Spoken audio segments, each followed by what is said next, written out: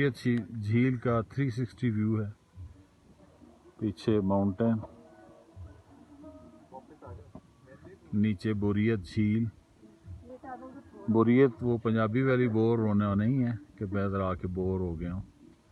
ये बोर यहाँ की मकामी ज़बान में नमकीन मट्टी को कहते हैं। इसका पानी नमकीन है, इसलिए उस बोर से बोरियत इसको कहते हैं। बड़ी खूबसूरत झील है, ज़्यादा बड़ी तो नहीं है, बहुत ही प्यारी। और ऊपर माउंटेन बहुत खूबसूरत, पीछे हर सूरज बादलों की ओर में, और उधर ऊंची ऊंची पहाड़ियाँ बर्फपोश, और इस तरफ